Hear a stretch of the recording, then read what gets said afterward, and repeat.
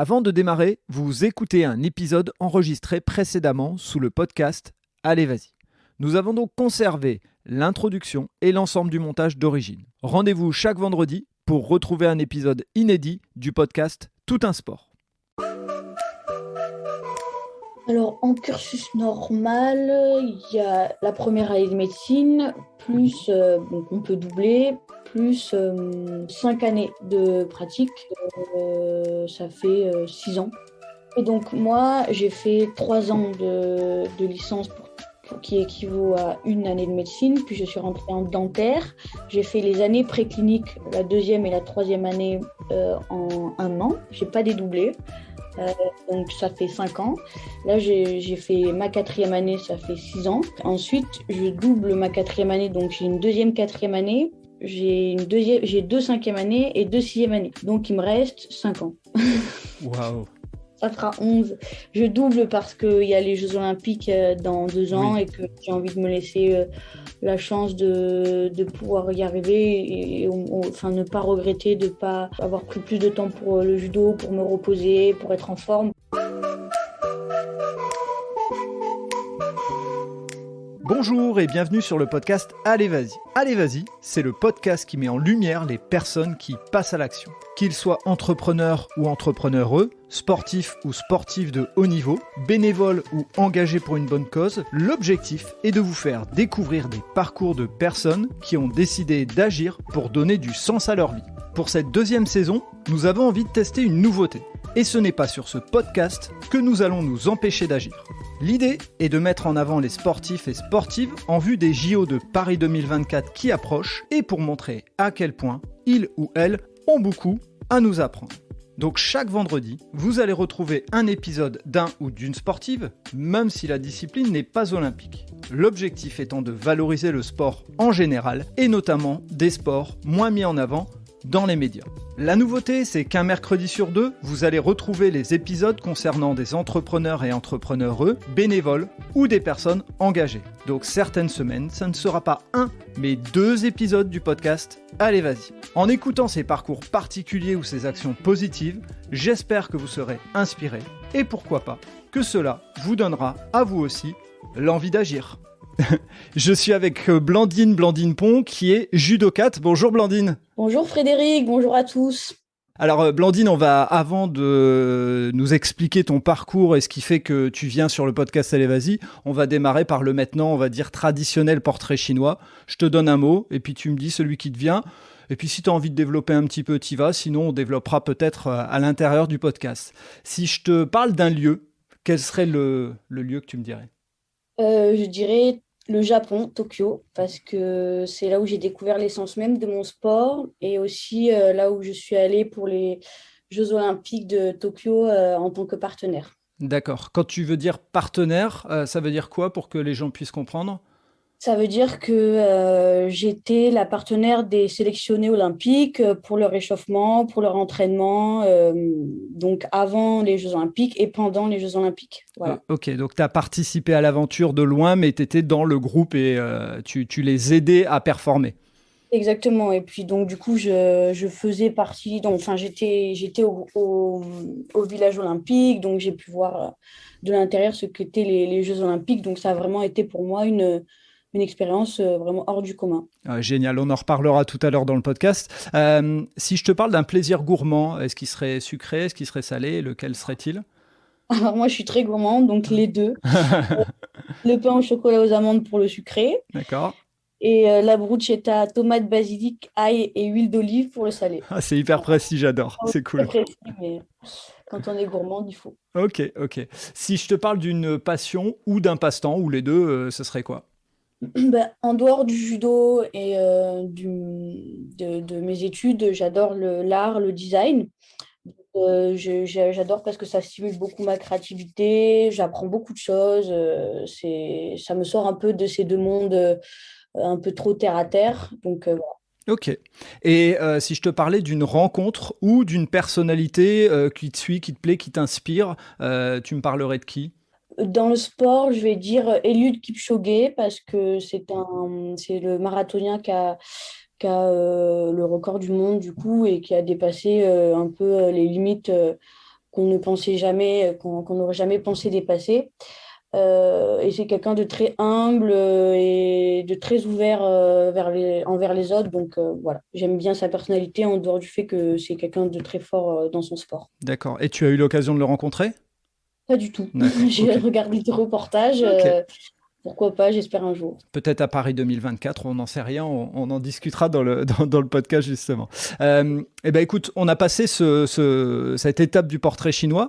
Maintenant, je vais te laisser la parole et je vais te laisser nous expliquer un peu quel est ton parcours, d'où tu viens et qu'est-ce qui t'a amené au judo. Et puis, comme on l'a dit un peu en off, de parler aussi du fait de faire son sport une activité, on va dire, numéro un. Hein. Elle te prend une grande partie de ton temps, mais tout en faisant des études à côté, et notamment des études de chirurgie dentaire, mais tu en parleras un peu plus. Donc, je te laisse la parole, je te laisse nous partager quel est ton parcours. Alors, je m'appelle Blandine Pont, j'ai 23 ans. Je suis née à Montpellier. J'ai commencé le judo donc vers l'âge de 4 ans Oh. parce que mon frère et ma sœur en faisaient et que j'étais une petite boule d'énergie. Donc, je les ai vite rejoints parce que je voulais faire un peu comme eux. Voilà, donc c'est comme ça que j'ai commencé le judo donc à Castelnau-le-Lez, c'est on va dire, une petite ville très proche une commune très proche de Montpellier, au club de Castelnau Judo avec Pierrick Lala. Et puis progressivement, comme j'ai adoré toujours, enfin j'ai eu très vite l'esprit de compétition. De fil en aiguille, je suis rentrée donc en sport-études en troisième, donc à Montpellier toujours. Je suis restée 2 ans au pôle espoir de Montpellier. Ensuite, je suis partie donc à Marseille, au pôle France pendant un an où j'ai été licenciée à l'OM Judo, l'Olympique Marseille Judo, Mhm. et où j'ai été entraînée par Bernard Soulian, qui est ancien champion du monde, aujourd'hui décédé, mais qui a été une grande personnalité dans ma vie, qui a eu un gros impact dans ma vie. Et ensuite, depuis donc 2016, je suis à Paris, donc à l'INSEP, à l'Institut national du sport et de la performance à Paris, donc dans le bois de Vincennes. Et je suis aujourd'hui licenciée donc à Champigny, au Red Star Club de Champigny, entraînée par Barbara Harel et Samizran. Voilà. Ok, alors on va revenir un petit peu sur certaines étapes. Quand tu as dit, donc c'est ton frère et ta sœur, hein, c'est ça qui faisaient du judo. Oui. Tes parents, ils avaient quel rôle là-dedans? Est-ce qu'ils étaient eux-mêmes sportifs? Est-ce que ils t'ont mis au sport parce qu'ils ont vu que tu étais une boule d'énergie? Est-ce que il y a un lien particulier avec le sport du côté de tes parents? Alors, mon père particulièrement, qui lui a toujours fait du sport, qui fait aujourd'hui des marathons et qui est un ancien rugbyman, qui en fait nous a vraiment toujours poussé à faire du sport. C'était pas trop l'art, c'était pas trop la musique, c'était plus le sport, le sport, le sport. Donc, j'ai toujours fait deux sports en fait en même temps, et mon frère et ma sœur également. Et j'ai commencé par le judo et au final, à côté, je faisais toujours un autre sport, mais le judo est resté vraiment tout le long, quoi. D'accord. Et quand tu Ouais. dis ton père était rugbyman, c'était à côté de son activité ou c'était il était rugbyman professionnel? Quand il était jeune, il était rugbyman semi-professionnel, je crois. C'est ça. Et puis ensuite, bon, quand il a commencé à travailler, il a arrêté, mais c'est toujours resté dans son état d'esprit, quoi. Ok. Et aujourd'hui, donc comme tu le disais, il performe sur des marathons, c'est ça? Ça continue à être son petit dada? C'est ça, c'est son petit hobby. Il s'entraîne tous les jours. D'ailleurs, je ne sais pas comment il fait pour s'entraîner tout seul après le travail. Mais nous, on va le soutenir quand il fait des marathons à Paris ou dans le sud. Enfin, voilà, c'est sympa. Je trouve que c'est courageux de continuer à faire tout ça enfin, avec l'âge, quoi. Voilà. D'accord. Et Mm. quand tu as parlé du fait que rapidement tu as performé, tu as eu cet esprit de compétition, ça se symbolisait comment quand tu étais jeune, cet esprit de compétition? Déjà, à l'entraînement, enfin, je me souviens quand je prenais les filles ou les garçons, mais surtout les garçons, en fait, je détestais perdre. En fait, je faisais tout. Enfin, j'étais une vraie teigne. Je me battais vraiment pour gagner, même à l'entraînement. Et je me souviens, une petite anecdote, quand je partais en compétition, mais j'avais peut-être 8 ans, et on partait en compétition interclub. Donc, c'est vraiment des petites compétitions entre les enfants. Et en fait, je me souviens que dans la voiture, je regardais par la fenêtre et je me disais, non mais allez, tu vas gagner et tout. Enfin, j'étais vraiment à fond dans la compétition. Je vivais pour ça, quoi. Alors que j'avais 8 ans, hein, donc faut vraiment précoce, on va dire, quoi. Et ça me fait rire maintenant quand j'y repense. Et c'est un peu des points fondateurs, hein. On le sait aujourd'hui que c'est l'esprit de compétition qui fait aussi un peu cette différence. Alors des fois, les gens nous traitent de mauvais perdants ou autres quand on est dans ce schéma-là, mais c'est aussi ce qui fait la performance du sportif de haut niveau. Bah, je me suis rendu compte de ça. C'est vrai que en fait, moi j'ai toujours été comme ça, donc je me rendais pas compte, mais en fait, on est tous comme ça, arrivés à un certain niveau. Et du coup, on a un certain orgueil, on a entre guillemets, haine de la défaite. Et c'est ce qui fait qu'on a tout le temps envie de progresser, qu'on a envie d'être premier. Et c'est ça qui nous stimule, en fait. Ouais, Ouais. c'est un tempérament. Et c'est pour ça que c'est bien que tu le dises toi aussi, parce que je me rends compte que on est très peu tolérants, nous les spectateurs, on va dire en général, quand on voit un sportif faire un peu la tête. Et ouais, on va prendre ceux qui sont médiatisés. Si on prend Kylian Mbappé, quand on voit qu'il fait la tête sur un truc, bah oui, mais en fait, des fois, c'est parce qu'il n'est pas content de perdre, il n'est pas content qu'une chose se passe pas comme il l'a prévu. Je prends son exemple, mais je pourrais en prendre plein d'autres. Ça fait partie de la manière dont vous progressez en tant que sportif de haut niveau.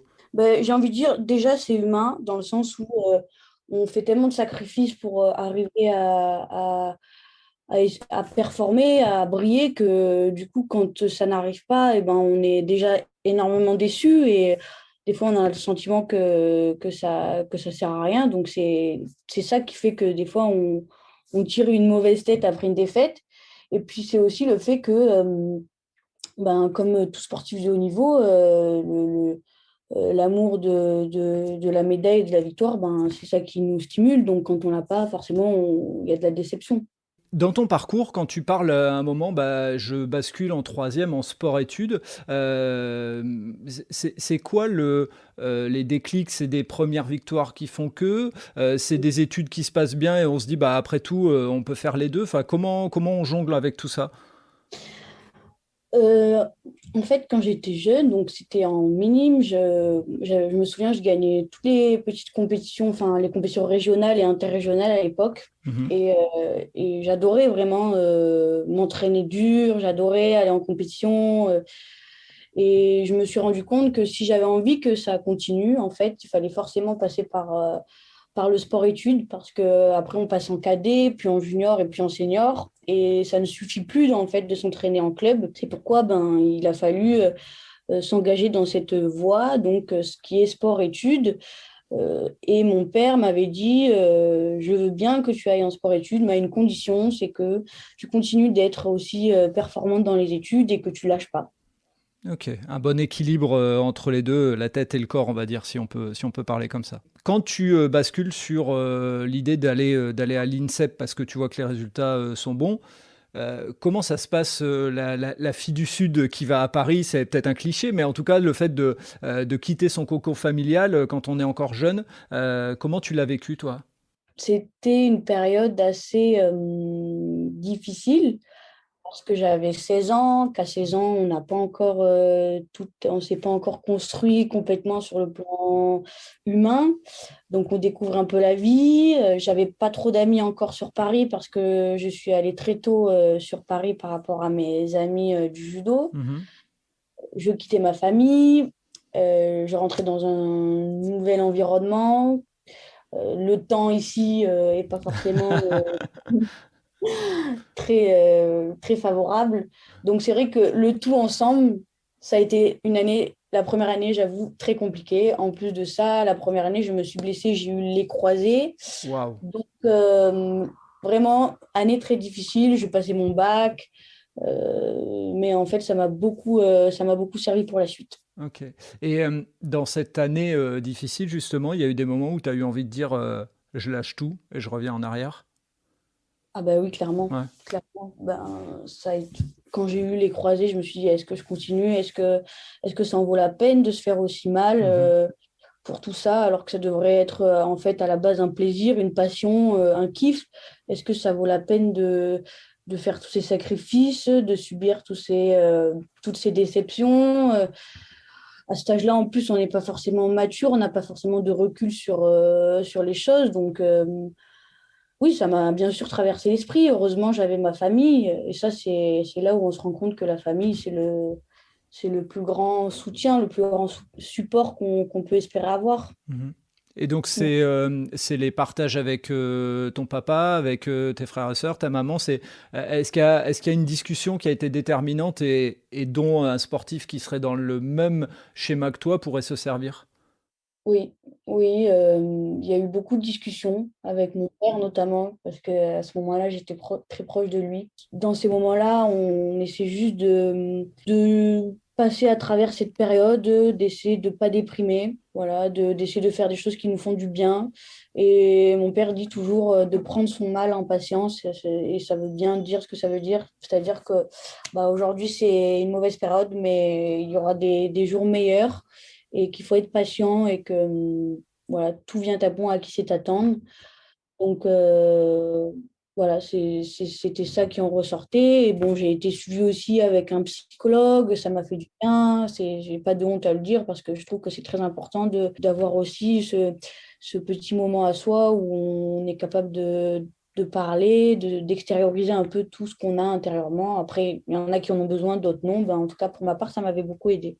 Tu as raison, il faut vraiment dédramatiser ce recours au psy, entre guillemets, qui est encore vu comme ah, c'est que quand on va vraiment pas bien, etc. Non, des fois, on a juste besoin de pouvoir partager, de pouvoir échanger. Et bah, ces personnes-là, c'est leur métier, donc faut le dire. Et je suis très content que tu le dises parce qu'on a souvent tendance à entendre des discours pas très adaptés par rapport à ça. Donc, merci pour ce partage. Sur la blessure en question, ma question, elle serait de dire, bah, à 16 ans, c'était ta première grosse blessure, je suppose. Comment on appréhende la rééducation? Parce que on sait que quand on vieillit, etc., on commence à mieux connaître son corps, on sait où sont ses limites, etc. Quand on est jeune, enfin, on dit que ça va plus vite la rééducation. Comment toi, tu as abordé ça? Parce que, enfin voilà, à 16 ans, c'est la rééducation. On sait aussi qu'en plus, c'est de la structure. Je me suis dit, en fait, Blandine, il va falloir être sérieuse parce que là, tu vis une grosse blessure, mais fais en sorte que tu n'en vives pas deux. Donc, je me suis mis à fond. Je me suis dit, faut vraiment que tu fasses ta rééducation comme il faut pour que tu reviennes, que tu n'aies pas d'appréhension, que tu sois bien et que surtout tu sois en bonne santé. Parce qu'une blessure comme ça de 1 an dans une carrière, c'est long. Encore quand on est jeune, ça va, mais plus on va dans les années et plus c'est difficile de revenir à son meilleur niveau. Donc j'ai vraiment pris ça très au sérieux et j'ai tout fait pour que je revienne dans les meilleures conditions. Après, c'est une question aussi enfin, c'était mon tempérament en fait de faire tout à fond et ça, je l'ai vraiment pris très au sérieux. Et dans tout faire, est-ce que ça passe aussi par de l'alimentation différente, de la préparation mentale, etc. Qu'est-ce que tu as modifié ou pas hein, dans ces éléments-là, par exemple, qui sont parallèles? Je me souviens que bon, bah, déjà, je faisais ma rééducation, je faisais la préparation physique pour garder toujours une certaine comment dire, qualité physique, enfin une condition physique, voilà, pardon. Et à côté, j'ai essayé de soigner ma psyché, c'est-à-dire de faire en sorte que je me sente bien dans ma tête. Donc, j'avais ma psy avec qui j'ai changé beaucoup. Je faisais des choses qui me faisaient du bien, que ce soit avec mes amis, ma famille. J'hésitais pas à rentrer dans le sud, même si ça me coûtait de l'argent, c'est ce que je faisais. Et puis aussi, je travaillais avec Claire Calmet, elle s'appelle, à l'INSEP, Mhm. et on faisait une sorte d'imagination de mes gestes au judo, de ma gestuelle au judo, une visualisation, pardon, de ma D'accord. gestuelle au judo, qui en fait me permettait de garder toujours un pied dedans, de répéter en fait intellectuellement mes gestes pour éviter de perdre mes automatismes. Et le cerveau est très bien fait pour ça. C'est-à-dire qu'on n'est pas forcément obligé de le répéter physiquement pour que ça soit intégré dans le corps. La tête est vraiment liée au corps et le fait de l'avoir travaillé pendant des mois, ça m'a permis, quand j'ai repris, de ne pas avoir tant perdu les automatismes que ça. Voilà. Et Et Claire, ce serait pas, alors dis-moi si je me trompe, hein, mais une danseuse ou quelque chose. J'ai entendu parler de quelque chose qui était testé à l'INSEP. C'est peut-être pas ça, hein, mais je sais pas si c'est ça. Si je crois qu'elle travaille avec la gym ou le milieu artistique, je me souviens plus très bien parce que ça remonte à maintenant 7 ans et que bon, je l'ai revue mais de manière ponctuelle. Donc oui, il me semble. Il me semble. Mais c'est une super idée que d'aller chercher à activer le cerveau. Il y a plein d'éléments qui permettent d'aller dans ce sens. Donc, une fois que ta blessure est réparée ou guérie, si on peut dire, c'est quoi les étapes suivantes en termes de résultats? Parce que tu avais 16 ans quand tu te blesses, tu arrives vers les années bac, etc. Comment tu te remets? C'est quoi les objectifs que tu te remets? Du coup, j'avais eu mon bac, donc mention bien, j'étais contente. Bac S, ouais.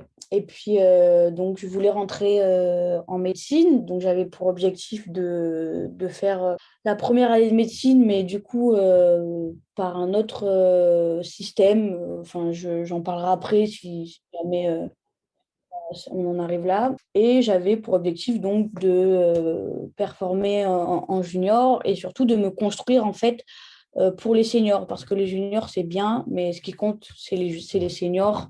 Donc, je m'étais dit, tu prends le temps qu'il faut, mais tu reconstruis ton judo, tu te fixes des objectifs court et long terme, et en fonction de ça, tu travailles. Donc, j'avais commencé à travailler donc, à ce moment-là avec Bernard Toulian, en plus des entraînements à l'INSEP. Donc, on s'entraîne à l'INSEP 2 fois par jour, biquotidiennement. Et le week-end, je redescendais à Marseille parce que Bernard habite à Marseille pour faire de la technique, donc en plus de mes entraînements biquotidiens. Ok, d'accord. Donc vraiment l'idée d'intensifier pour aller chercher une performance en senior. Oui, après, Hein, c'est pas intensifier, c'est plus apporter, construire des d'accord. choses pour l'avenir, pour construire sur le long terme. Je savais que ça me mettrait peut-être plus de temps de reprendre un peu à zéro les bases du judo, de mon judo, mais que finalement, ça m'apporterait sur le long terme. Et finalement, aujourd'hui, je me rends compte que j'ai bien fait.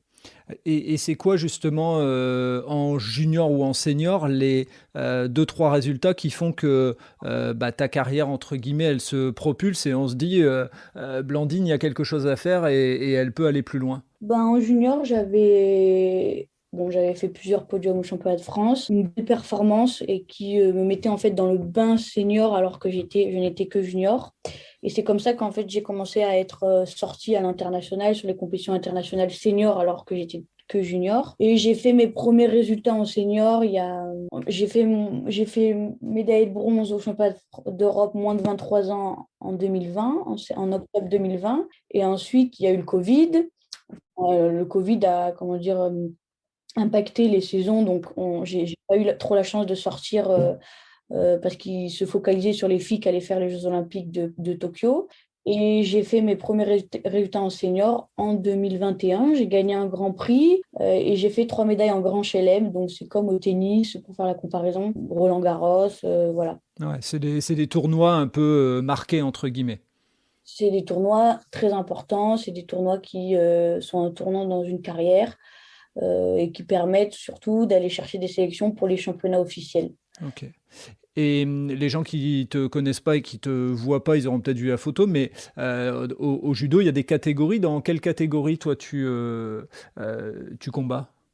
Alors, ma catégorie de poids, c'est moins 48 kilos. Et par contre, comme dans tout sport à catégorie de poids, ben, on est toujours au-dessus du poids. Et donc, à chaque compétition, il faut redescendre, s'affûter et redescendre pour le jour de la pesée, atteindre le poids de notre catégorie. Donc, il faut faire, moi, moins de 48 kilos ou 48 kilos, mais 0,0. D'accord. Et est-ce que tu peux expliquer, parce que moi je l'ai déjà vu et c'est assez impressionnant, mais comment vous faites au judo et dans les autres sports avec ces catégories pour perdre du poids justement le jour J? Alors, donc, tout ce que je vais dire là n'est pas forcément à prendre pour exemple dans la vie quotidienne. Ok, vous coupez un peu vos Euh, oreilles à moitié.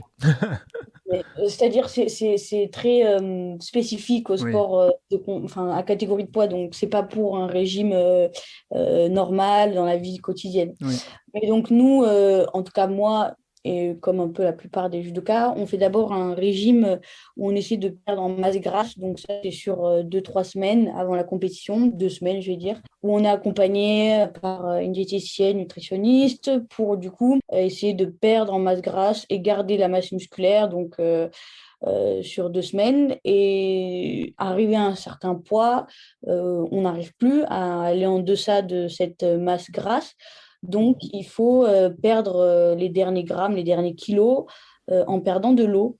Et donc, ça passe par des séances de perte de poids où on va s'habiller couvert, on va aller se courir, ou bien on va faire des bains chauds. Ça se passe surtout dans les 24 heures, maximum 48 heures avant la pesée. Du coup, on réduit notre apport en eau, on réduit bien sûr l'alimentation jusqu'à ce qu'on fasse le poids. La pesée est la veille au soir de la compétition, ce qui nous laisse ensuite la nuit pour récupérer, pour reboire, se réalimenter. Et le matin de la compétition, on a une repesée aléatoire qui nous empêche de dépasser les 5% de reprendre plus de 5% du poids de 48. Ouais, ok, oui, pour éviter de tricher un petit peu et de faire baisser à la pesée. Ok. Bah, pour éviter de reprendre 5 kilos et donc d'être un peu voilà, au-dessus par rapport aux autres qui ne font pas autant de régime. Et donc, pour être transparent, le poids n'est pas un sujet tabou, puisqu'il y a des sports, je vais citer la gymnastique, puisque c'est un sujet dont je vais parler prochainement sur le podcast, où justement les gens font très attention à leur poids, veulent pas grossir et autres. Vous, c'est plutôt un sujet qui est piloté, entre guillemets. C'est un sujet piloté, oui, mais qui est quand même un peu tabou parce que suivant le nombre de kilos qu'on perd ou la façon dont on les perd, bon, ben, chacun a sa façon de le faire. Et c'est d'autant plus le cas chez les femmes parce qu'on voit des variations chez les femmes. Un garçon qui va reprendre du poids, ça va plus se voir musculairement. Enfin voilà, une fille, des fois, ça se voit plus. Et du coup, des fois, c'est un peu plus compliqué à gérer pour une femme de se voir au poids et de se voir quelques kilos après et aussi d'avoir le regard des autres, aussi de subir un peu le regard des autres. La différence de quand on est à 48 et de quand on est à 52, 53, je ne sais pas, ça dépend. Donc, c'est piloté, mais c'est encore des fois compliqué à gérer et c'est normal parce que du coup, on restreint notre corps, après on se lâche et donc ça crée des fois un petit cercle, voilà, un cercle et on essaie de trouver son équilibre dans tout ça. D'accord, oui, donc il peut y avoir, ça peut déclencher des troubles du comportement alimentaire où on se dit, là, je vais pas manger, etc., pour être sûr de pas dépasser ma catégorie ou autre. Oui, complètement. Complètement. On est complètement. Il y a beaucoup de. Je pense qu'on on n'est pas forcément tout à fait, comment dire, objectif sur ça parce que on le veut pas, mais il y a des troubles du comportement alimentaire. Oui. Mais bon, le principe, c'est que logiquement, il y a du suivi, mais c'est vrai qu'après, on peut aussi l'intérioriser. C'est un peu compliqué à suivre tout ça. Qu'est-ce qui t'amène, puisqu'on en a parlé dans le portrait chinois, qu'est-ce qui t'amène à tout doucement te rapprocher des gens qui vont aller faire les JO à Tokyo pardon, 2021 et qui t'amène à devenir une possible partenaire parce que je suppose qu'il y avait plusieurs prétendants et tu as dû peut-être être sélectionné parmi certaines, je sais pas. Alors, en fait, ils avaient fait une pré-liste des personnes qui possiblement pouvaient aller être partenaires aux Jeux Olympiques. Et c'était basé sur le fait qu'ils souhaitaient apporter à ces personnes une expérience sur les Jeux Olympiques. Donc, ils ont pris des personnes qui possiblement pouvaient aller au prochain jeu pour leur montrer comment ça se passe les jeux et leur apporter déjà une première expérience. Donc, c'est comme ça que j'ai été présélectionnée. Et par la suite, en fait, ils sont juste venus me demander, voilà, est-ce que ça te dirait, est-ce que t'en as envie? Et bien évidemment, je trouvais ça super. Ce qui était compliqué, bon, d'un côté, c'était d'être la partenaire de ma concurrente, donc des moins de 48. Mais c'est le jeu aussi. Il fallait donc que je sois partenaire de la -48 et de la -52. Et la -52, Amandine Bouchard, était ma très grande amie, donc je me faisais un plaisir d'être sa partenaire. Quand on vient te voir pour te proposer d'aller aux Jeux Olympiques, même si c'est pour être partenaire, dis-nous vraiment, mais comme tu le ressens, mais c'est quoi les émotions? Parce que tu sais que derrière, comme tu l'as dit, il y a une potentialité de te retrouver toi sur le tatami au JO de Paris 2024. Oui, alors au début j'étais un peu perplexe, je me suis dit ah mais moi je suis pas une partenaire, enfin c'est un peu l'orgueil enfin l'ego qui est passé devant, non mais je suis pas une partenaire, nanana. Et finalement je me suis dit non mais quand même c'est une expérience de ouf, faut que tu y ailles, mais mets un peu ton ego de côté, ça va être incroyable. Et j'ai bien fait parce que ça m'a apporté vraiment énormément, je pense que c'était la plus belle expérience de toute ma vie. Et quand on se retrouve dans ce groupe-là, je suppose qu'on est en contact avec tous les judokas et judokates et voire d'autres sportifs. C'est quoi ce qui te reste comme souvenir de cette expérience-là des Jeux Olympiques? C'est l'amitié, la bonne humeur, parce que ben, j'ai trouvé que c'était important qu'on crée des liens. Enfin, moi, je suis très sociable. Mhm. Du coup, j'ai fait en sorte que les athlètes bah, rigolent. Donc, je faisais un peu le clown, j'ai essayé de mettre l'ambiance. Et c'est vrai que c'était vraiment, tout le monde était très heureux. Il y avait une très bonne ambiance parce qu'en fait, on était d'abord en stage avant les Jeux Olympiques à Himeji. Ok. On était enfermés dans un hôtel et on avait une salle à disposition pour s'entraîner. C'était pour s'adapter justement au décalage horaire, prendre ses marques et tout ça. Et donc, on était qu'entre nous. Et le soir, on faisait des réunions, on jouait au baby-foot, au ping-pong, on faisait des débats pour ceux qui voulaient, on jouait au poker. Et je pense que c'est là que tout, comment dire, enfin, l'état d'esprit de l'équipe de France de judo s'est vraiment formé et nous a beaucoup rapprochés. Et ensuite, on est parti au jeu. Et là, c'était encore autre chose parce que la pression commence à arriver, à monter. Et du coup, nous, nos rôles, c'était aussi de détendre un peu l'atmosphère. Voilà, donc c'était vraiment pour moi oui, l'amitié, les relations qui m'ont marqué. Et sur la préparation, tu as des consignes particulières en tant que partenaire? Parce que bah, le judo, c'est un sport de combat et quand on échauffe la personne, quand on l'entraîne, etc., il peut y avoir quelques prises de risque. Est-ce que tu avais des consignes ou est-ce que bah non, justement tu retiens aucun geste pour faire en sorte que tu prépares au mieux la personne? Ça faisait déjà en fait quelques mois que j'étais la partie. Ils avaient en fait organisé la chose de manière à ce qu'on commence à être sa partenaire un certain nombre de mois avant les Jeux, qu'elle puisse s'habituer au fait qu'on s'entraîne ensemble et si jamais ça se passe mal, qu'elle puisse éventuellement changer. Donc tout l'été, j'avais passé mon temps à entraîner Amandine et donc elle s'était bien habituée à moi et moi aussi. Donc, il n'y avait pas vraiment de consigne. Elle était habituée, j'étais habituée, on se connaissait très bien. Et c'est pour ça que ça s'est très bien passé les jours avant et le jour de la compétition. Ok. Et il y a une particularité sur les JO de Tokyo, c'est qu'il y avait cette compétition par équipe. Moi, personnellement, pour l'avoir suivi, j'ai trouvé ça extraordinaire. J'avais l'impression de retrouver un sport collectif qui, à la base, est un sport individuel. Comment tu l'as vécu, toi, de l'intérieur? Alors, moi, je suis partie le lendemain de la compétition d'Amandine parce que, comme on était en cercle restreint à cause du Covid, ceux qui avaient fini leur mission partaient. Par contre, bien évidemment, j'étais en contact avec tout le monde, j'ai suivi ça de très près et j'ai aussi des retours. Et c'était incroyable parce que c'était la première fois qu'il y avait les Jeux Olympiques par équipe au judo.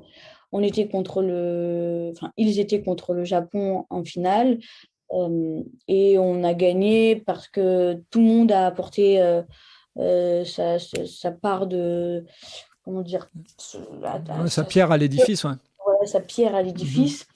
Et c'était incroyable, il y avait une ambiance joviale, il n'y avait pas tant de pression que ça. Et surtout, on a retrouvé justement cet esprit d'équipe qu'on avait formé du coup les semaines avant quand on était à Imeji tous ensemble. Donc c'était une super expérience pour eux et ça s'est vu de l'extérieur. Voilà, ouais, c'est ça. Nous, en tant que spectateurs, on a vu une énergie énorme que vous aviez construite avant, pendant plusieurs semaines, en étant tous ensemble. Exactement, Et, exactement. et quand Amandine gagne la médaille d'or, c'est quoi les sentiments qui te viennent en premier? Amandine a gagné la médaille d'or en équipe et la médaille d'argent en individuel. Donc en individuel, ça a été une très grande émotion parce que c'est une battante, c'est une personne en or qui a fait beaucoup de sacrifices pour arriver là où elle en est, qui a eu un parcours avec pas mal d'obstacles. Moi, j'adore sa personne, sa personnalité, très généreuse. Donc, quand elle a réussi à... Bon, elle avait bien sûr la grande déception de ne pas avoir gagné la finale, mais qui était contre une fille extrêmement forte, et donc ça s'est joué à très peu. Mais elle avait quand même sa médaille olympique, et on était émus, on pleurait de joie, de satisfaction, on soufflait, quoi. Donc, c'était extraordinaire. Et pour boucler la boucle entre guillemets sur le sport, et après on parlera de tes études, parce que pour moi ça c'est important, et on terminera bien sûr par le sport, ça va de soi. Euh, En décembre 2021, il y a les étoiles du sport. Donc pour ceux qui ne connaissent pas, c'est une sorte de récompense et de mise en avant des sportifs, et notamment des étoiles, hein, donc des étoiles montantes, c'est-à-dire des jeunes aussi, hein, si tu me dis si je me trompe. Et en décembre 2021, elle est ta marraine, et elle te met en avant, et tu as eu un prix, tu as eu une étoile du sport. Euh, C'est ça, c'est à peu près ça. En fait, chaque année, les étoiles du sport, c'est fait pour regrouper tous les sportifs qui ont été performants et mhm. la nouvelle génération, les anciennes générations, pour essayer justement de créer une équipe de France plus globale, on va dire, où tout le monde se rencontre, tout le monde échange, tout le monde partage. Et parmi donc ces sportifs, il y a 20 parrains marraines qui sont sélectionnés de tous sports confondus. Il y a 10 sports, enfin à peu près, et 10 sports sportifs normaux. Donc il y a un représentant par sport. Et cette année, c'était donc Amandine qui représentait le judo. Et donc, elle m'a dit, bah, Blandine, j'aimerais que tu sois mon espoir. Nanana. Et donc, chaque parrain marraine sélectionne, ou, enfin, prend un espoir avec lui. Et il y a une compétition qui se fait entre parrain, marraine et espoir pour élire, du coup, une étoile du sport par an.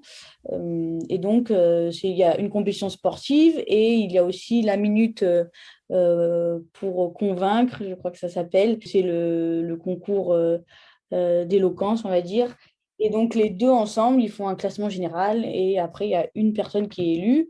Et cette année, ben, j'ai eu la chance que ce soit moi. Et donc, c'était super parce que du coup, ça te permet de rentrer donc, au sein de la Française des Jeux, la Factory, qui va t'aider à poursuivre ton projet sportif, qui va t'aider aussi dans ton double projet si tu en as un, financièrement, humainement. Et c'est génial, ça permet aussi d'avoir de la visibilité pour nous, les jeunes qui ne sommes pas forcément encore, euh, comment dire, à un très haut niveau, donc, enfin, qui sommes à un très haut niveau, mais qui sommes au début de notre carrière. Donc, ouais, c'est un coup de boost. Et donc ce coup de boost, il est bienvenu, puisque si, on va le dire maintenant, parce qu'on en a parlé au début rapidement, mais moi, ce qui a fait aussi que j'ai eu envie que tu viennes sur le podcast, c'est que quand j'ai découvert que tu étais sportif de haut niveau, et qu'en plus tu faisais des études de chirurgie dentaire, je me suis dit, mais waouh, c'est pas possible, tout en un. Et comment tu fais justement? Explique-nous, parce que enfin, moi, je suis hyper curieux de savoir comment ça fonctionne. Alors, il faut savoir que dans le sport, de haut niveau, en tout cas, les hautes études n'ont pas forcément leur place Mhm, et même les études en général, c'est assez compliqué. Je vais un peu développer après. mhm. Et dans les études, le sport de haut niveau n'a pas encore sa place. Le système français n'est pas encore bien adapté au double projet. Donc, au départ, quand j'ai exposé l'idée que je voulais faire médecine et médecine dentaire, enfin médecine plus généralement, et être en équipe de France de judo, on m'a dit bah non, ça sera pas possible, tu peux pas faire ça, donc il faut que tu choisisses autre chose. J'ai dit ben c'est pas grave, je vais essayer quand même parce que je suis quelqu'un qui préfère essayer et rater que ne jamais essayer. Voilà, je pense que la vie, c'est important d'essayer et pas que de... Enfin voilà, que même si dans la vie, il y a des échecs, il y en aura forcément. Le tout, c'est de ne pas avoir de regrets. Il y a un dicton qui dit il vaut mieux vivre avec des remords qu'avec des regrets. Ben, c'est la vérité parce que les remords, c'est quand on fait quelque chose qu'on aurait peut-être pas dû faire et finalement les regrets, c'est quand on regrette de ne pas avoir fait quelque chose et ça prend tout son sens ici. Et du coup, au quotidien, donc j'ai commencé à faire, médecine par l'intermédiaire d'Alterpaces. La première année de médecine, je l'ai faite en 3 ans en fait. J'ai eu une sorte de passerelle, mais pas du tout adaptée aux sportifs de haut niveau. C'était juste un nouveau système qu'ils essayaient de mettre en place pour que le système soit moins électif. Oui, ça évite que ce soit trop éliminatoire, quoi, entre guillemets. Donc, c'est comme ça que donc c'était 3 ans de licence. Il fallait être dans les meilleurs de ma licence. Il fallait passer les modules de médecine que j'avais pas en équivalence dans ma licence toute seule. Il fallait faire un oral en fin des 3 années pour savoir quelles étaient mes motivations devant 15 dentistes, médecins, professeurs. Et donc, j'avais le choix entre médecine et dentaire et j'ai pris dentaire parce que ça regroupait beaucoup d'aspects que j'aimais. Le fait qu'il y ait de la pratique, le fait que ça soit très manuel. J'avais fait un stage d'observation, donc j'avais pu savoir un peu ce que c'était la profession, le fait qu'on soit auprès des gens, qu'on aide les gens à notre échelle. Tout ça, c'était le fait qu'on doive réfléchir, qu'on doive se servir de son cerveau pour comprendre, pour faire des plans de traitement, tout ça, ça m'a directement parlé, donc c'est pour ça que j'ai choisi dentaire. Et quand tu es face à ces dentistes, dans cet oral et ces médecins, est-ce que tu parles du fait que tu es sportif de haut niveau ou est-ce que tu le caches pour éviter justement que certains disent non, elle ne pourra pas y arriver? Non, je l'ai dit parce qu'il te demande, en fait, la consigne, c'était de parler de son parcours pendant, je crois, 10 minutes. Donc, il fallait bien faire les choses. Et naturellement, j'ai été obligée de parler de ce que je faisais à côté pour expliquer quelles étaient mes motivations profondes, que si j'avais pas eu de motivation profonde, je ne serais jamais arrivée là parce que c'était tellement difficile que j'aurais arrêté depuis bien longtemps. Et donc après, ils m'ont posé des questions sur tout ça et finalement ça m'a plutôt bien réussi parce qu'ils m'ont accepté. Voilà. Top, top, c'est bien. Du moment que ça casse un peu les codes un peu anciens. Et donc là, tes études, des études de dentiste, ça demande combien d'années, dis-moi, si tu le fais en cursus normal? Alors, en cursus normal, il y a la première année de médecine, plus, donc on peut doubler, plus 5 années de pratique. D'accord, Donc, ça fait 6 ans, d'accord, si je ne me ok. trompe pas. Et toi, tu vas le faire en combien d'années? Et donc, moi, j'ai fait 3 ans de licence qui équivaut à une année de médecine, puis je suis rentrée en dentaire. J'ai fait les années précliniques, la deuxième et la troisième année en un an. Je n'ai pas dédoublé. Euh, donc, ça fait 5 ans. Là, j'ai fait ma quatrième année, ça fait 6 ans. Ensuite, je double ma quatrième année, donc j'ai une deuxième quatrième année. J'ai deux cinquième années et deux sixième années. Donc, il me reste 5 ans. Waouh. Enfin, franchement, je dis bravo. Ça fera 11. Je double parce qu'il y a les Jeux Olympiques dans 2 ans Oui. et que j'ai envie de me laisser la chance de pouvoir y arriver enfin, ne pas regretter de ne pas avoir pris le temps avoir pris plus de temps pour le judo, pour me reposer, pour être en forme, parce que c'est déjà assez dur comme ça. Donc, j'avais envie de me laisser une vraie chance. Voilà. D'accord. Une question totalement au hasard. Est-ce que tu vis un peu de la jalousie de la part des autres étudiants en disant oh, elle fait pas tout ou non, ils sont bien conscients que justement toi tu fais le double d'eux. Ah, des fois, Ah, au début, quand ils me connaissent pas, c'est vrai qu'ils disent ah, mais comment ça se fait? Parce que du coup, par semaine, là, on travaille à l'hôpital et on doit faire 2 jours de clinique par semaine. plein, plus les cours, plus les travaux pratiques. Donc, ça fait des semaines très chargées. Ça, c'est une année normale. Bien évidemment, moi, 2 jours par semaine, c'était pas possible. Donc, je fais un jour par semaine, mais sur 2 ans. Et du coup, je rate qu'un entraînement le matin parce que le soir, je peux aller à l'entraînement. Du coup, je fais ça sur 2 ans. Mais au départ, ils disent, ah, mais comment ça se fait qu'elle, elle fait qu'un jour par semaine et nous, on en fait deux? Et donc, du coup, après, je leur ai expliqué que moi, je le faisais sur 2 ans. Donc, que eux, quand ils passeront en cinquième année, moi, je serai encore en quatrième année. Et ça les a un peu rassurés, quoi. Ils se sont dit, ah bon, finalement, ça va, c'est assez juste. Donc, voilà, mais bon, ça va. Et finalement, une fois qu'ils me connaissent et tout, ils n'ont pas de problème, ils sont cool. Moi, je dirais même qu'ils pourraient être admiratifs plus que jaloux, mais bon, ça c'est voilà, c'est autre chose. Une fois qu'ils connaissent. Et avant de parler de Paris 2024, puisque c'est ton objectif et ton ambition, moi j'ai vu aussi que tu faisais du bénévolat, donc t'en as jamais assez, tu dors pas. Alors, je fais plein de trucs à côté. Le bénévolat, c'était dans le cadre on va dire, du mélange de ma profession et du sport. Je suis allée à l'UNICEF faire des interventions surtout au judo pour essayer de prévenir justement des problèmes liés à la santé bucco-dentaire ou des problèmes liés à des traumatismes comme nous dans les sports de combat. Donc, inciter les sportifs à mettre un protège-dents. Par exemple, dans le judo, nous, on n'a pas encore le protège-dents, donc c'est les sensibiliser à ça. Et du coup, aussi, les prendre en amont les problèmes dentaires, essayer de leur apprendre aussi à se brosser les dents, ce qui n'est pas forcément inné chez tout le monde. Enfin, ça s'apprend, c'est comme tout. Et du coup, j'ai fait ça, quelques missions à l'INSEP. Et d'ailleurs, j'ai envie de continuer, mais dans d'autres sports. Donc après, ça dépend des emplois du temps des pôles et de l'emploi du temps, de mon emploi du temps. Mais c'était super, c'était assez, comment dire, stimulant et c'est toujours bien de partager comme ça, surtout que c'était dans le judo plus précisément, donc c'était intéressant. Et sinon, à côté, j'essaie aussi je vais lancer justement une association qui s'appellera Tête et Sport pour essayer de faire bouger un peu les choses dans le monde universitaire.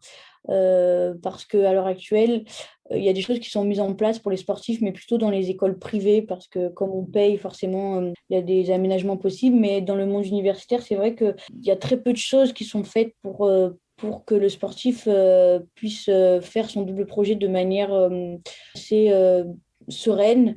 Et les 4 points, ça serait de faire en sorte que les cours soient en vidéo à 100%, en tout cas les cours magistraux, que le sportif puisse les suivre à distance, qu'il puisse rattraper les examens s'il les rate et qu'il ne redouble pas une année parce qu'il a raté un examen à cause d'une compétition, qu'il puisse avoir un tuteur à qui parler et qui divulgue en fait les informations sur son emploi du temps. Par exemple, s'il rate un TD, qu'il ne prenne pas 0 parce que ça n'a pas été compris par le professeur. Donc ça, c'est les 3 principales. Je crois que c'est tout. J'en avais une quatrième. Bon, ça me reviendra. Mais en tout cas, ça serait pour essayer de faire un peu évoluer les choses dans le monde universitaire, que les sportifs aient accès à des formations comme personnes lambda et qu'ils puissent les suivre dans des conditions acceptables, qu'ils ne soient pas épuisés de faire les allers-retours, parce que c'est ça qui épuise le plus, c'est de faire les allers-retours en plus de nos entraînements. Puis voilà, ça c'est vraiment quelque chose qui me tient à cœur, donc je l'ai créé là pendant l'été, mais ça commence, enfin je vais poursuivre ça dans les mois à venir. Je ne me mets pas trop de pression parce que, comme tu dis, j'ai un emploi du temps assez serré. Et donc, Blandine, je te le dis voilà, à l'antenne, comme on dit, mais t'hésites pas, dès que tu as lancé le truc et autres, et que tu veux faire un petit peu de communication autour de ton association, t'es la bienvenue, parce que c'est une des raisons pour laquelle j'ai lancé ce podcast. C'est que je me rendais bien compte que moi, quand je voyais les sportifs de haut niveau, et donc je dis bien pas ceux qui en vivent très bien avec des millions, mais ceux qui montent sur les podiums et nous font presque verser l'alarme, en tout cas moi c'est mon cas de temps en temps. Je savais très bien que ces personnes-là, pour y arriver, elles en avaient, et on va pas dire le mot, bavé, voilà, pour dire un autre mot, et en plus elles gagnent pas des 1000 et des 100. C'est l'exemple de Mehdi Ellis qui est venu sur le podcast, c'est l'exemple de Jade aussi qui est venue sur le podcast, une cycliste, et Elodie qui a fait aussi les JO en aviron. Bref, tu as la porte grande ouverte et je voulais faire une autre parenthèse par rapport à ce que tu as dit sur le bénévolat sur les dents. Moi aussi, je fais un peu de course à pied, mais alors vraiment en monde amateur. Hein, mais voilà, je m'étais dit, tiens, je vais me lancer un semi-marathon ou un marathon. Et j'ai pris un petit livre comme ça qui traînait. Le premier conseil qui avait été donné, c'était aller chez votre dentiste. Vraiment, parce que l'hygiène bucco-dentaire, elle est hyper importante et elle régule beaucoup de choses dans le corps. Donc bravo pour ce que tu as fait. C'est lié complètement au bon fonctionnement du corps. Donc, quand on a un problème, puis des fois, avant une compétition, on va avoir une rage de dents, c'est quand même embêtant de rater sa compétition ou les Jeux Olympiques parce que on n'a pas on n'a pas assez mesuré l'importance de ça. Et du coup, la dernière chose que je fais à côté et que j'aimerais faire, c'est je vais lancer sûrement bientôt ma marque de tapis d'intérieur, donc que je ferai moi-même. Donc, parce que j'adore tout ce qui est art. En fait, je peins à la base, mais c'est trop long de peindre. Et du coup, j'avais envie de sortir un peu de mon cadre uniquement pro et sportif. Et du coup, je me lance dans ma marque de tapis. Donc, prochainement, si vous en entendrez peut-être parler sur les réseaux. Voilà. Tu pourras aussi sur le podcast venir, t'as pas de problème, la porte elle est grande ouverte. Après, tu nous diras aussi quand est-ce que tu dors, mais ça, c'est un autre. C'est un autre point. Maintenant, on va terminer le podcast par cette partie. Tiens, juste avant de partir sur la partie Paris 2024, est-ce que tu peux juste nous dire, parce que pour moi c'est un sujet important et qui est souvent tabou, aujourd'hui, combien tu gagnes en étant sportif de haut niveau? Est-ce que, alors tu n'es pas obligé de donner toutes les sommes, mais est-ce que tu as juste une petite prime quand tu gagnes un tournoi? Est-ce que tu as une aide de l'État? Est-ce que tu n'as rien du tout? Est-ce que tu as juste maintenant la FDJ et c'est déjà énorme qui t'aide? Enfin, explique-nous, donne-nous juste un petit aperçu de ça parce que je pense qu'il y a des choses qui ne sont pas claires pour les gens et ils ne se rendent pas compte. Alors, dans le judo, il faut savoir que avant un certain niveau, on est très peu rémunéré, c'est-à-dire donc on est dans des clubs de judo donc, qui nous rémunèrent, on est salarié ou autre, enfin ça dépend des conventions que les clubs ont. Mais en tout cas, c'est les clubs qui nous rémunèrent à la base, mais c'est en fonction des résultats. Donc, si on est à un niveau où on s'entraîne tous les jours, mais que malheureusement, on n'a pas encore un niveau international, on gagne très peu sa vie. Il faut savoir qu'il y en a beaucoup qui doivent travailler à côté parce qu'ils doivent payer leur appartement, parce qu'ils doivent vivre, en fait, tout simplement. Donc, qui s'entraînent, qui travaillent, qui étudient. Et c'est des rythmes très, très soutenus. Et du coup, ça, c'est un peu un cercle vicieux dans le sens où on travaille, on est fatigué, on va s'entraîner, on est fatigué, on arrive en compétition, on est fatigué, donc on n'a pas le résultat espéré, et ainsi de suite. Donc, c'est vrai que tant qu'on n'est pas à un bon niveau dans le judo, c'est compliqué, il faut le dire. Maintenant, moi, j'ai commencé à faire des belles performances cette année. Jusqu'à cette année, je ne gagnais pas très bien. Enfin, je gagnais pas très bien. Je gagnais suffisamment pour me payer l'appartement, rentrer chez moi dans le sud et avoir quelques petits à côté, mais du coup, pas pouvoir économiser. Donc maintenant, j'ai la chance d'avoir donc un salaire du club qui évolue en fonction des résultats. Il y a aussi, donc, comme là, la FDJ m'accompagne, ça peut être sous forme de sponsor ou sous forme de mécène. Donc ça, c'est en fonction aussi des résultats. Si on a plus de résultats, forcément, il y a plus de sponsors ou de mécènes qui vont s'intéresser à nous, ça va de soi. Et ensuite, il y a une partie aussi sur il y a le CNOSF, le comité olympique, qui nous aide financièrement, et une petite bourse, je crois, tous les trimestres ou tous les 6 mois, enfin, ça dépend des années. Et nous, au judo, sur les grands chelem et les grands prix, donc les compétitions de plus haut niveau et les championnats officiels, le podium a une sorte de prime. Par exemple, si on fait troisième sur un grand chelem, je crois qu'on a 1 500 euros, 1 500 $. Jamais des sommes énormes et souvent ces sommes, dis-moi si je me trompe, mais elles sont réinvesties dans un stage que vous allez faire, des déplacements, du matériel. Enfin, c'est des sommes qui sont là pour vous permettre de vivre votre activité entre guillemets, pas de vous mettre de l'argent de côté pour pouvoir vous acheter des grosses voitures. Des fois, ça va nous permettre de payer, par exemple, enfin, comment dire, notre à côté à nos sports, Ouais. la psychologue, le psychologue, la nutritionniste, le préparateur physique en plus, les petits trucs comme ça, l'équipement, enfin voilà. Et des fois, si quand tout est payé, ça peut nous rajouter un plus sur notre paye et on peut dans ce cas le mettre de côté. Mais c'est vrai que ça sort jamais, enfin, c'est jamais trop énorme. Et encore, je dis encore une fois, au judo, je trouve qu'on est bien loti par rapport à d'autres sports où c'est un peu plus compliqué. Ouais. Ouais, il y a Teddy Riner qui sort du lot avec le fait, et lui aussi pareil, hein, pour bien gagner sa vie, il fait des pubs, hein, parce que sinon il gagnerait pas, et puis il utilise sa notoriété, et je ferais pareil à sa place. Donc c'est juste pour dire qu'il y a une ou deux personnes qui sortent la tête de l'eau, et puis les autres, bah, c'est pour ça d'ailleurs que tu fais ces études-là. Et donc, pour terminer, la vision Paris 2024, c'est quoi les prochaines échéances, et il y a quoi dans ta tête par rapport à Paris 2024? Donc là, on a 2 ans des Jeux Olympiques de Mhm. Paris 2024.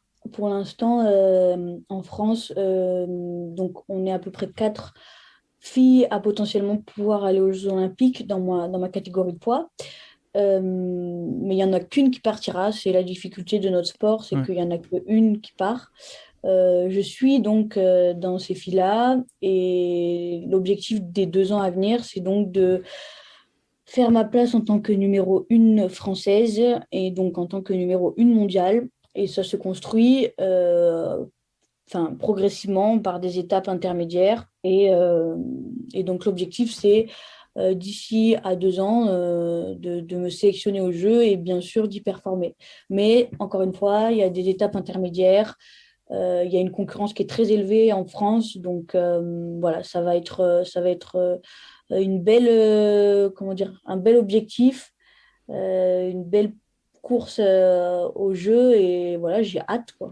J'ai hâte. Ok, et écoute, on te suivra énormément, et puis moi j'hésiterai pas à relayer tout ce que tu viens de dire, etc., tout ce que tu essayes de mettre en place, parce que comme tu l'as dit, ton association, c'est surtout pour l'avenir, pour les futurs, mais si on veut développer le sport en France, et notamment ces sports qui sont pas bankable et qui font gagner beaucoup d'argent, il faut qu'il y ait des actions, et celle dont tu as parlé, elle est hyper importante.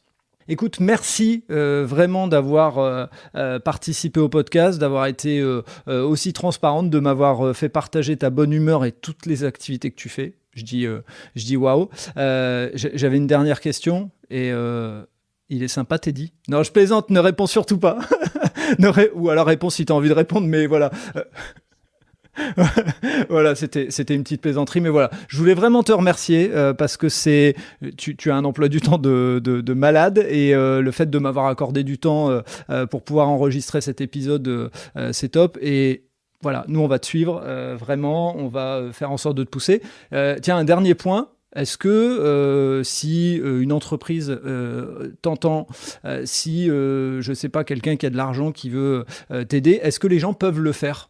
Oui, bien sûr, j'ai pas de sponsor à l'heure actuelle officiel. Donc, si l'envie prend à une entreprise ou quelqu'un d'avoir de la générosité, bah, ça sera avec plaisir. Voilà. Eh bien, Mais, écoute, je relayerai ce message. Voilà. voilà. Mais Ça en tout sera. cas, merci à toi aussi, Frédéric, pour m'avoir fait parler sur ton podcast. C'est toujours sympa de pouvoir aussi se présenter et montrer un peu tout ce qu'on fait. Donc, merci beaucoup. Merci, et puis très très bonne continuation à toi. Au revoir. Merci d'avoir écouté cet épisode jusqu'au bout. J'espère que vous avez apprécié ce moment, et si vous voulez en savoir plus, rendez-vous sur les notes du podcast. Si vous avez aimé cet épisode, n'hésitez pas à en parler autour de vous pour donner encore plus de lumière aux actions des invités. Si vous avez envie de suivre Allez Vas-y, abonnez-vous et évaluez le podcast, notamment sur Spotify et Apple Podcast, sur votre plateforme d'écoute préférée. Si vous voulez faire avancer mon travail, laissez un commentaire sur Apple Podcast, ça aide à faire connaître le podcast. Pour ceux qui ne le savent pas encore, j'ai lancé un autre podcast sur le voyage qui s'intitule Loin de chez soi. Il est disponible sur Apple Podcasts, Spotify, Deezer et sur les plateformes d'écoute. Je vous donne rendez-vous un mercredi sur 2 pour un podcast Allez Vas-y sur les entrepreneurs et entrepreneureux, les bénévoles et les engagés. Et tous les vendredis pour un épisode consacré aux sportifs et aux sportives. D'ici là, portez-vous bien.